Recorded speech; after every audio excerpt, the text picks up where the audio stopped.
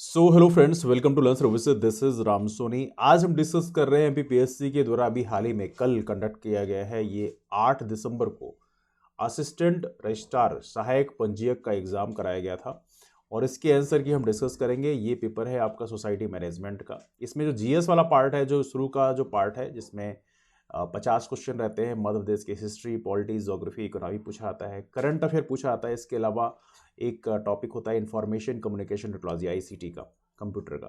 तो कुल मिला के 50 क्वेश्चन हैं। इन क्वेश्चंस को आज हम डिस्कस करेंगे। इसकी जो आंसर की तो हम डिस्कस करेंगे ही। ये आपके सभी एग्जाम्स के लिए इंपॉर्टेंट है, विशेष तौर पे एमपीपीएससी 2025 प्रीलिम्स के लिए तो बहुत इंपॉर्टेंट है, तो इसको आप जरूर देखें।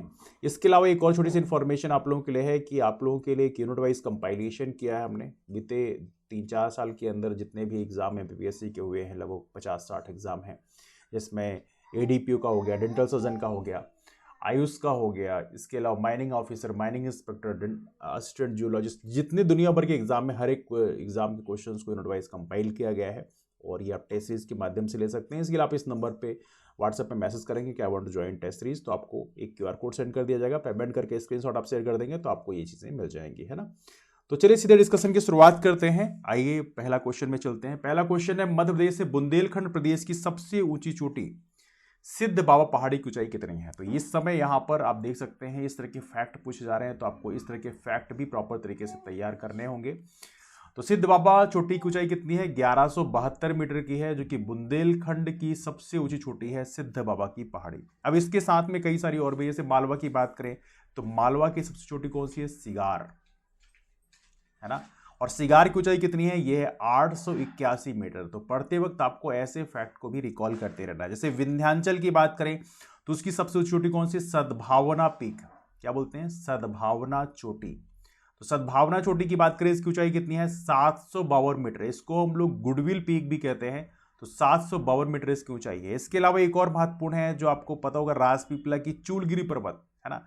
चूलगिर पर्वत की ऊंचाई 1215 मीटर है। धूपगढ़ का तो आप जानते हो 1350 मीटर है। तो ये जो पीक है, इनकी हाइट भी आपको प्रॉपर तरीके से पता होना चाहिए, बिकॉज इस समय एग्जाम में क्वेश्चन इस तरह से पूछे जा रहे हैं। तो you have to make sure that कि आपको इन चीजों को भी तैयार करके रखना है ना।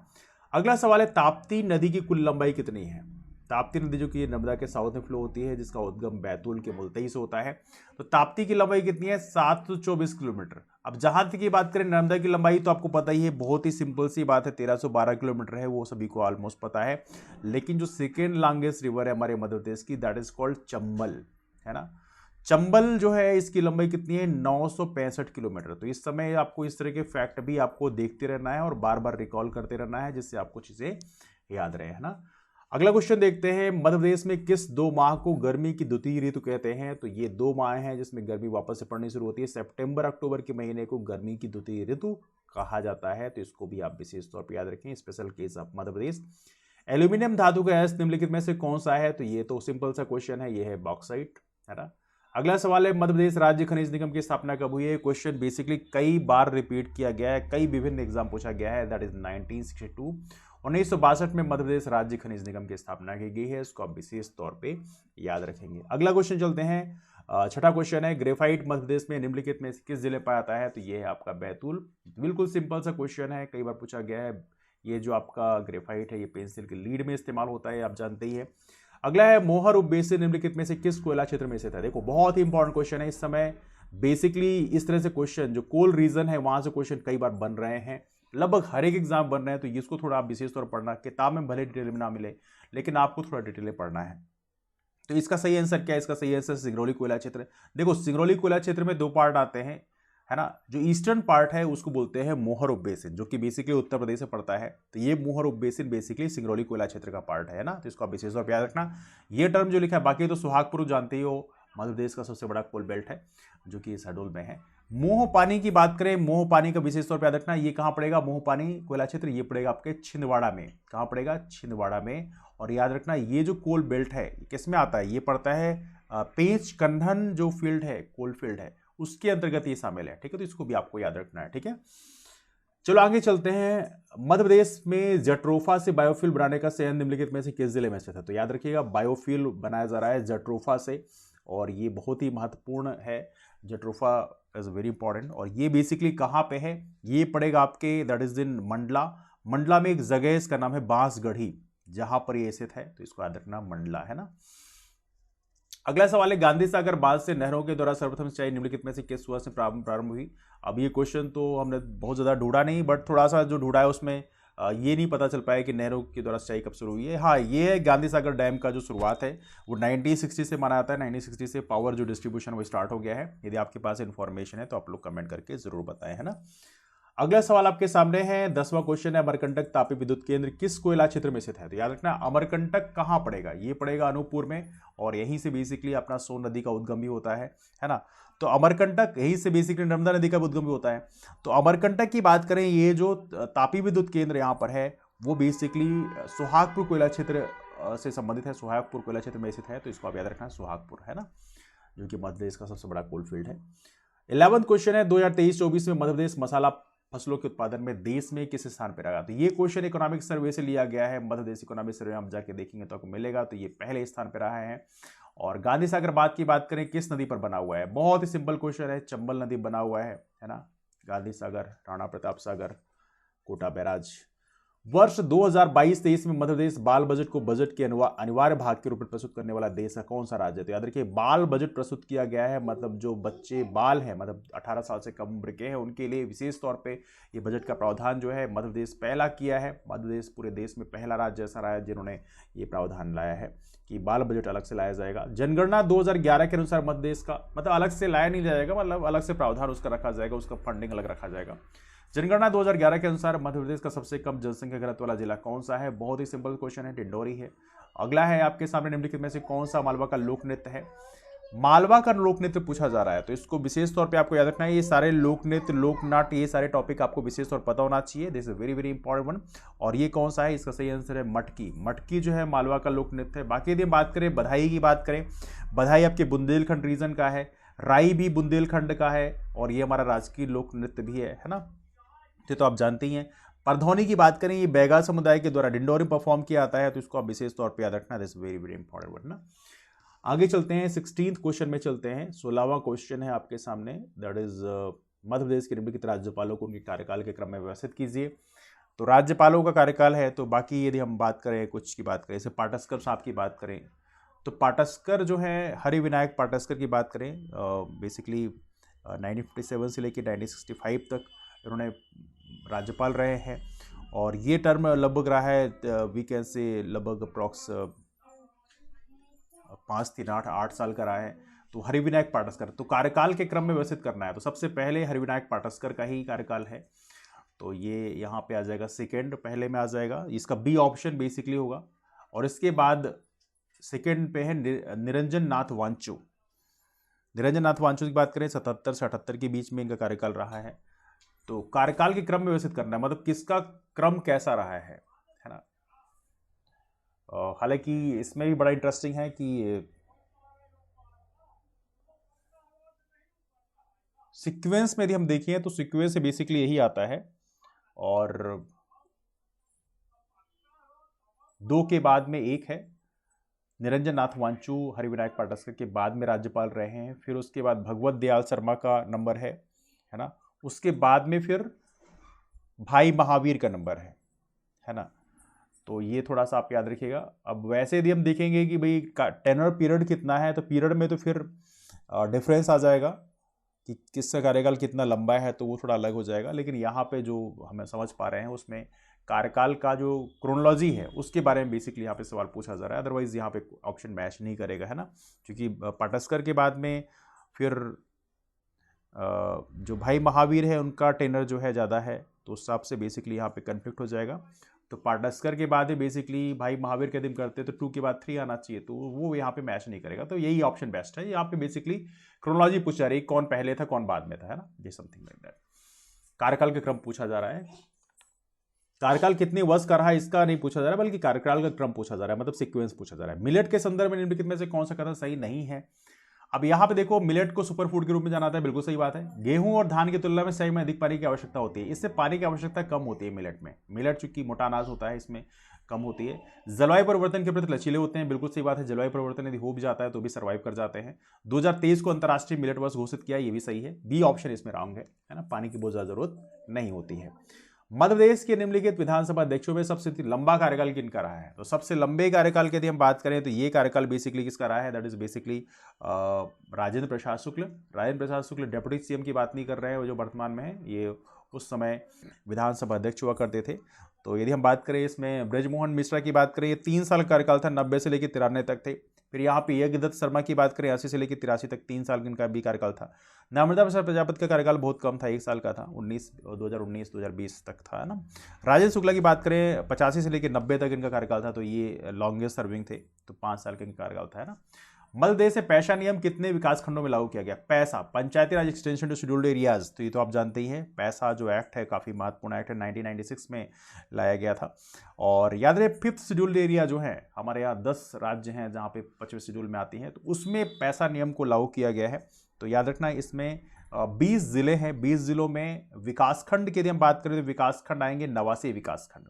89 विकासखंडों में पैसा अधिनियम को लागू किया गया है। और याद रखिएगा ये लागू किया गया है शहडोल से 15 नवंबर 15 नवंबर 2022 को जनजाति गौरव दिवस पे बेसिकली इसको लागू किया गया है। तो इसको विशेष तौर पे याद रखना है। द्रौपदी मुर्मू जो हमारे देश की प्रेसिडेंट हैं एज ऑफ नो, उनके द्वारा इसको लागू किया गया है। और एक थोड़ा सा आप और याद रखते हैं, पंचायती राज एक्सटेंशन टू शेड्यूल्ड एरियाज की बात करें, ये कौन से आर्टिकल में आएगा? आर्टिकल 243। आर्टिकल 243 यम के सब क्लॉज 4B, सॉरी 243 यम 4B, इसके अंतर्गत ये लागू किया गया है। तो इसको भी आप याद रख सकते हैं, पैसा, है ना, पैसा इसी के अंतर्गत इनैक्ट किया गया है। अगला सवाल है, मध्य प्रदेश में अंगूर खेती के लिए प्रसिद्ध जिला कौन सा है? तो अंगूर खेती के लिए जो प्रसिद्ध जिला है वो कौन सा है? That is basically, I would say that's a very easy question, और कई बार डिस्कस किया गया है एग्जाम में, तो इसको तो आपको पता होना ही चाहिए। और अंगूर जो है वैसे देखा जाए तो मेडिटेरियन जो क्लाइमेट है उसमें अंगूर की खेती काफ़ी ज़्यादा होती है, स्पेशली ब्रिटिश क्लाइमेट की यदि हम बात करें, that is quite good one for it. तो ये है अंगूर के बारे में। तो अंगूर की जो खेती है इसकी बात करें, ये कहाँ पे होती है? हमारे रतलाम में। रतलाम इसके लिए फेमस है, तो रतलाम को आप याद रखेंगे, है ना। चलते हैं 21st क्वेश्चन में। Let's go for 21st question now. अगला सवाल है, भारत का पहला खगोल पर्यटन अभियान नक्षत्र सभा आयोजित किया गया है। तो नक्षत्र सभा कहां पर आयोजित किया गया? तो ये ऑप्शन है उत्तराखंड के द्वारा। उत्तराखंड के द्वारा नक्षत्र सभा का आयोजन किया गया है। तो ये basically it aims to promote the region's natural beauty, cultural significance and astronomy, ये सारी चीजें हैं। वैश्विक पहल ग्रीनिंग एजुकेशन पार्टनरशिप किसके द्वारा शुभारंभ किया गया है? तो इसका सही आंसर है यूनेस्को। यूनेस्को के द्वारा शुरू किया गया है ना। और इसको बेसिकली यूनेस्को ने 2022 में इसको लॉन्च किया था, है ना। तो इसको आप याद रखिएगा। सड़क संबंधी समस्याओं की सीधी रिपोर्टिंग के संबंध में मध्य प्रदेश शासन ने GIS आधारित किस मोबाइल ऐप का प्रारंभ किया है ना। तो ये कौन सा है? ये है लोकपथ। कौन सा है? लोकपथ, है ना। तो इसमें PWD डिपार्टमेंट का कंट्रीब्यूशन काफ़ी महत्वपूर्ण है, लोकपथ, है ना। इसमें रोड इशूज़ को आप रिपोर्ट कर सकते हैं, है ना। तो इसको विशेष तौर पे याद रखना। इसमें कंप्लेंट्स कर सकते हैं, है ना। इसमें रेजोल्यूशन टाइम से हो जाएगा, आपका कंप्लेंट्स रिड्रेसल जो है टाइम से हो जाएगा। धरती आबा जनजाति ग्राम उत्कर्ष अभियान की शुरुआत कब हुई? धरती आबा हम किसको बोलते हैं? वैसे बिरसा मुंडा को बोलते हैं। और धरती आबा बेसिकली इसको लॉन्च किया है PM मोदी ने बेसिकली 2 अक्टूबर 2024 को, है ना। तो इसकी शुरुआत 2 अक्टूबर 2024 को झारखंड से किया गया है। झारखंड में जो हजारीबाग है वहाँ से बेसिकली किया गया है। तो इसको आप विशेष तौर पर याद रखें। हालांकि गांधी जी की एनिवर्सरी पे किया गया। World soft tennis championship 2024, world soft tennis championship 2024 की बात करें, इसमें रजत पदक विजेता कौन है? तो ये हैं कौन? That is basically Tanushree Pandey. Tanushree Pandey है। That's kind of new sensation. ये चाइना में कराया गया था वर्ल्ड सॉफ्ट टेनिस चैंपियनशिप। इसमें बेसिकली बॉल सॉफ्ट होती है थोड़ी सी, मतलब उतनी हार्ड नहीं होती जैसे टेनिस में होती है ना। अगला है आपका QS वर्ल्ड यूनिवर्सिटी रैंकिंग 2025 में भारतीय प्रौद्योगिकी संस्थान मुंबई, मतलब IIT मुंबई का जो रैंकिंग है, ये पहली बार 125 रैंक के अंदर हमारा IIT बॉम्बे का नाम आया है। हालांकि इसे बहुत सारे फैक्टर्स होते हैं because of that thing. In spite of IIT Bombay जो कि टॉप रैंकिंग परफॉर्मिंग इंस्टीट्यूट है हमारे इंडिया का, बहुत ज़्यादा हैवी प्लेसमेंट होते हैं वहाँ पे, इसके बावजूद भी वहाँ पर QS रैंकिंग में उनका नाम इतना टॉप में नहीं आ रहा है। उसे बहुत सारे फीचर्स होते हैं, जैसे नोबल लॉरिएट विनर कितने वहाँ पढ़ा रहे हैं, तो ये भी चीज़ें वहाँ फैक्टर्स में होती हैं बिकॉज ऑफ दैट। हालांकि बहुत सारे फैक्टर्स है, एक फैक्टर तो है नहीं। तो 26वें का जो सही आंसर है वो है 118, ये ऑप्शन सही है। तो 31 प्लेस इंप्रूव किया है IIT बॉम्बे ने, 56.3 स्कोर आया था इसका, 56.3 का स्कोर आया था। और पहली बार IIT बॉम्बे 125 रैंकिंग के अंदर आ गया है टॉप 125 में। 28वां IBSF विश्व बिलियर्ड्स चैंपियनशिप विजेता कौन है? तो ये पंकज अडवाणी है। बिलियर्ड्स मतलब Pankaj Advani, one of the finest player of India. One of the meaning मतलब बिलियर्ड्स में तो मतलब he is the leader actually. अगला सवाल आपके सामने है फास्टर 2.0 पोर्टल किसके द्वारा जारी किया गया है?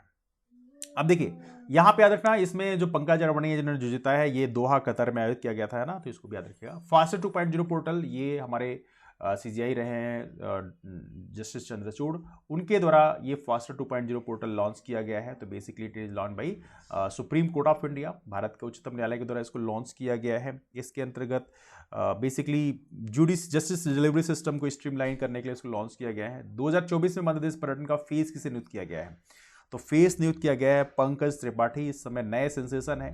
Pankaj Tripathi is one of the finest we can say actor of Bollywood now. काफ़ी उम्दा एक्टिंग करते हैं। प्रधानमंत्री स्वनिधि योजना में सर्वश्रेष्ठ प्रदर्शन करने वाला राज्य कौन सा है? तो ये है अपना मध्य प्रदेश। इसमें स्वनिधि योजना की बात करें, इसमें 50,000 रुपये तक का बेसिकली यहाँ पर ऋण दिया जाता है। और मध्य प्रदेश के बाद असम सेकंड रैंक में है ना, जिसको याद रखिएगा, this is very very important one. Now let's move for next question. यदि कोई कथन या अभिव्यक्ति वाक्यात्मक रूप से सही है तो निष्पादन के दौरान त्रुटि उत्पन्न हो सकती है, तो सामान्य निष्पादन को बाधित करती है, तो उसे क्या बोलते हैं? तो उसे बोलेंगे दैट इज कॉल्ड वाक्य रचना त्रुटि।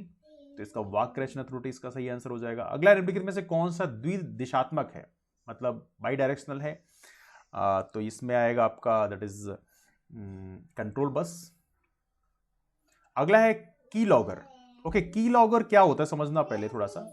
की लॉगर बेसिकली यहां पर इस एक्टिंग एज ए बेसिकली आप यूं कह सकते हैं कि एक तो की लॉगर को बेसिकली मैलवेयर के तौर पे हम वैसे जानते हैं, बट इसमें होता क्या है? की लॉगर चाहे वो हार्डवेयर हो चाहे सॉफ्टवेयर, दोनों प्रकार के तौर पे हम की लॉगर को देखते हैं। ये क्वेश्चन पहले ही पूछा गया वैसे PSC के द्वारा। तो यहाँ पे याद रखिए, जो कीबोर्ड है उसको पूरा जितना भी यूज किया आपने उसका फिर पूरा एक लॉग बना लेता है। उसके द्वारा यदि ये मैलवेयर के तौर पे है तो बेसिकली जो की लॉगर आपका एक्सेस कर रहा है तो वो पूरा आपका यूजर नेम पासवर्ड सारा फाइंड आउट कर लेता है ना। तो ये दैनिक कीबोर्ड जो है आप जो यूज करते हैं, डेली यूज करते हैं, उसका पूरा लॉग तैयार करता है। तो इसको आप विशेष तौर पे याद रखना है ना। तो ये है की लॉगर, ठीक है। अगला है आपके सामने 34वां क्वेश्चन है। इसे पूछा गया है, इसमें से एक त्रिआयामी कंप्यूटर जनित स्थिति है जो वास्तविक दुनिया का अनुसरण करती है और उपयोगकर्ता वस्तुओं के साथ बातचीत करते हुए उसमें डूबकर पर्यावरण का पता लगाते हैं। तो ये है ऑगमेंटेड रियलिटी। ऐसे मान लो सपोज करो कई बार ऐसा होता है ना कि आप कोई बिल्डिंग बनाना चाहते हो तो उसमें ऑगमेंटेड रियलिटी बना दिया जाएगा, AR बना दिया जाएगा, तो उसमें आप उसके अंदर जाकर देख सकते हो चीज़ें कैसे काम कर रही है ना। मतलब 3D इमेजिनेशन है ना। अगला क्वेश्चन आपके सामने है 35वां क्वेश्चन है, मानक रूप में व्यावसायिक दस्तावेजों का इलेक्ट्रॉनिक आदान प्रदान। तो ये इसका इलेक्ट्रॉनिक आदान प्रदान है ना। तो दैट इज बेसिकली इसका सही आंसर है ए, EDI। EDI का मतलब है इलेक्ट्रॉनिक डेटा इंटरचेंज। तो EDI इसका सही आंसर है, 35 का हो गया ए। अगला सवाल आपके सामने 36 क्वेश्चन में चलते हैं। एक इंटरनेट का पता है एक अद्वितीय संख्या है जो इंटरनेट से जुड़े डिवाइस की पहचान करती है। तो ये क्या है? अब ये पता IP एड्रेस है, इंटरनेट प्रोटोकॉल है ना। अगला क्वेश्चन है, प्रोटोकॉल दो कंप्यूटर के बीच फाइलों को स्थानांतरित करने की अनुमति देता है। तो ये क्या है? FTP, फाइल ट्रांसफर प्रोटोकॉल है ना। अगला है आपके सामने, ड्राइविंग लाइसेंस, मार्कशीट आदि सहित विभिन्न दस्तावेजों के डिजिटल संस्करण तक पहुंचने की अनुमति देता है जो भारतीय इलेक्ट्रॉनिक्स एवं सूचना प्रौद्योगिकी मंत्रालय द्वारा प्रदान की जाती है। तो ये क्या है? ये आपका डिजी लॉकर, ऑब्वियस बात है। ऑपरेटिंग सिस्टम की मेमोरी में लोड करने की प्रक्रिया क्या कहता है? बूटिंग कहा जाता है। अगला आपके सामने क्वेश्चन है, जब कोई हैकर किसी अनधिकृत उपयोगकर्ता को अवैध अनुरोधों के साथ किसी सेवा, उपकरण या किसी संसाधन तक पहुंचने से सीमित करता है तो इस प्रदेश को क्या कहते हैं? ओके, हैकर जब मतलब रोकता है, हैकर ने आपके सिस्टम को हैक कर लिया, अब आपको आपका सिस्टम यूज करने नहीं दे रहा है, तो इसे बोलते हैं DOS, that is called denial of service. Disk operating system नहीं, इसे बोलते हैं DOS, मतलब डिनायल ऑफ सर्विस। इसमें एक टर्म आप बाकी समझ रहे हैं, फिशिंग क्या होता है? फिशिंग में आपको मेल क्या आता है, उसमें आपको कुछ लिंक रहती है, उसमें आपको आप क्लिक कर देते हो तो आपको है ना, आपको इन्फॉर्मेशन जो है आपसे एक्सट्रैक्ट की जाती है। तो अलग चीज़ है। स्नूपिंग की बात करें, स्नूपिंग मतलब आप छुप के आपके सिस्टम का देखना, तो ये कहलाता है स्नूपिंग। तो ये तो आप जानते ही हैं, जैसे वेरी सिंपल वन, ताक झाक करना एक प्रकार से कह सकते हैं, है ना। सो ये रहा डिनायल ऑफ सर्विस। अगला क्वेश्चन है 41st क्वेश्चन, किस कल्चरल नरेश को उज्जैनी भुजंग भी कहा जाता है? तो उज्जैनी भुजंग की बात करें, ये कहा जाता है किसको? बेसिकली दैट इज केयूर वर्ष युवराज देव वन को। अगला 1920 में रतौना सत्याग्रह मध्य से किस जिले में हुआ? तो सत्याग्रहों से क्वेश्चन पूछा आता है, और कई बार इस समय आजकल टेढ़े मेढ़े क्वेश्चन पूछे आते हैं। मैं इसको बल्कि इंपॉर्टेंट क्वेश्चन ही कहूँगा। जो सत्याग्रह है, कुछ ऐसे सत्याग्रह जो बहुत फेमस नहीं रहे लेकिन उनके बारे में पता होना चाहिए। सागर में हुआ रतौना सत्याग्रह, और यह असहयोग आंदोलन से के सिद्धांतों पर आधारित था। ब्रिटिश सरकार को खत्म करने के लिए देवी से प्रार्थना की गई। इस प्रार्थना को किसने लिखा है? अब देखो, इसमें यदि हम बेसिकली क्रॉस करें तो यहाँ पे संग्राम शाह की बात करें तो अकबर के पहले गए थे, तो ये बेसिकली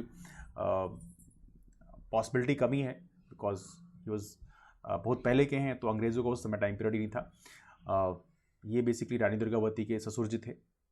इसके अलावा यहाँ पे शंकर शाह की बात करें तो शंकर शाह के बेटे का नाम रघुनाथ शाह था, तो उस समय 1857 के विद्रोह के समय।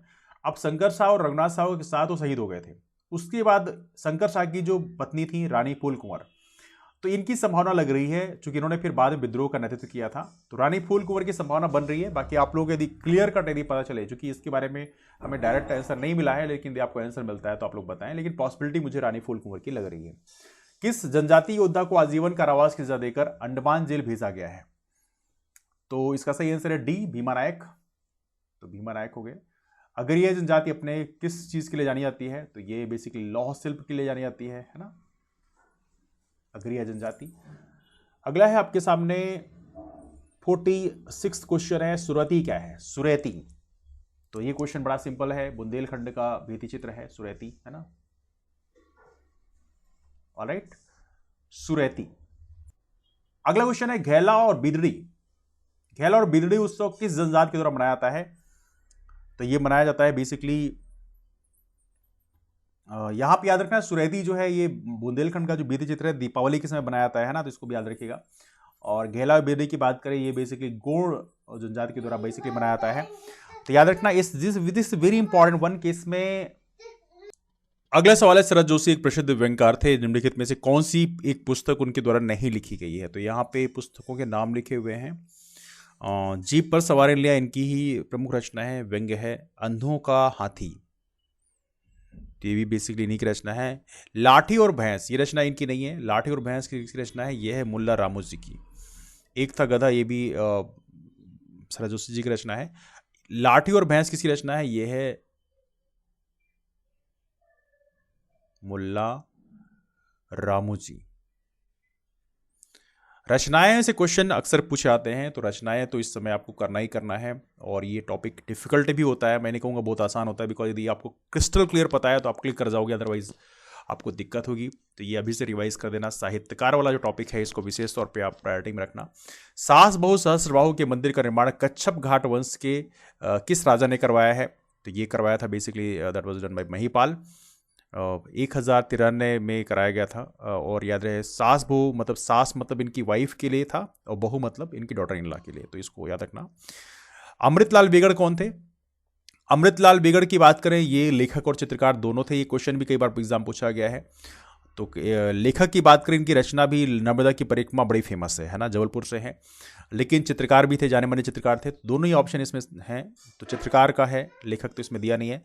तो अमृतलाल बेगड़ जाने माने चित्रकार और लेखक दोनों थे। लेखक में रचना इनकी नर्मदा की परिक्रमा बड़ी फेमस है ना। तो ये है 50 क्वेश्चन। तो ये डिस्कशन हमारे इस टेस्ट इस एग्ज़ाम का।